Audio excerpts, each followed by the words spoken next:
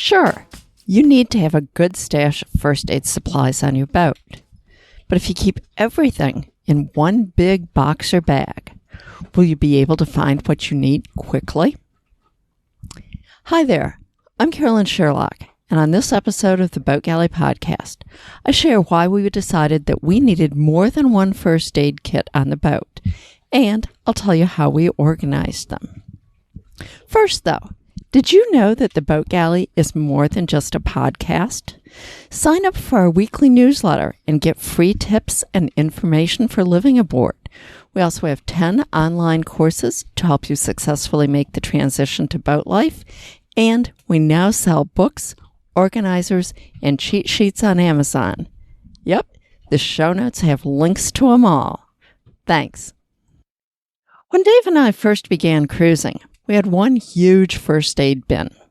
Absolutely everything you could ever need in there. Somewhere.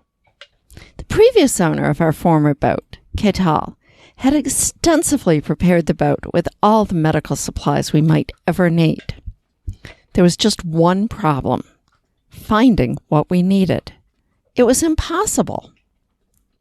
Well, now, on our own, we have 3 first aid boxes. We decided this was a lot better. We have what I call the oh shit box that we hope we never need. It's got the stuff for major burns, life-threatening bleeding, major painkillers, and supplies for serious broken bones and so on. Then there's the everyday box.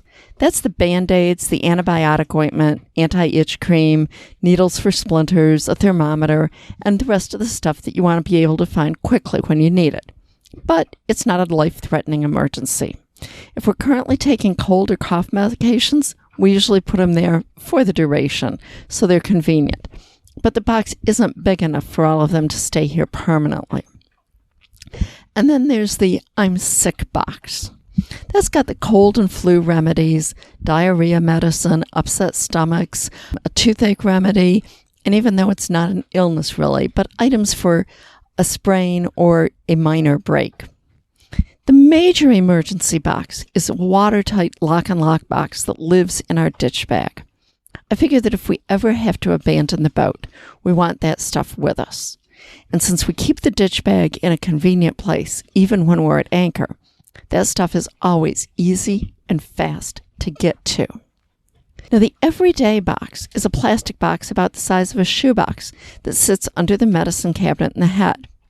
It's just a convenient place, and it contains the stuff we need about 80%, maybe even 90% of the time. I like it, as either one of us gets a cut or a splinter. Those are our first or 2 biggest injuries. I can just grab it and take it to where the light's good enough to actually use. Now, if you do a lot of hiking or other adventuring ashore, you might want to create a pocket first aid kit with just the essentials that you can pop into a day pack too. That might be another good one to have.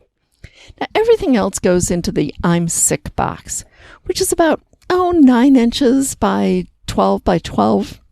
There's quite a bit of stuff in here, so I sort it by ailment: coughs and colds, gut, teeth, eye, blisters, and so on, putting each group into its own labeled Ziploc bag. We don't use these items all that often, but we do need to have them aboard. The box is in a less accessible place than either of the other 2, as we don't get in it all that often, and when we do, the situation isn't really an emergency. Now, at times, it seems ridiculous that all of the first aid supplies we have just for coastal cruising. But the reality is that we're often in places where it would be an hour or more to medical help or even to a drugstore. So we have to have what we need with us. If we were going offshore or to even more remote places, we'd take more, including any likely antibiotics or other prescription medicines we might need. Now, we're lucky.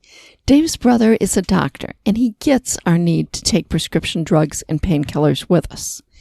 If you have problems with your primary care doctor not understanding why you need them in advance, you can often find a doctor who does understand in a big cruiser port and complete your first aid kit at that point. Once you get to one of the bigger cruiser towns, just ask other cruisers if there's a local doctor or clinic that they've found helpful. But whatever you do, think carefully about what's in your first aid kit and how you want it all arranged so that you can find what you need immediately when you have a problem.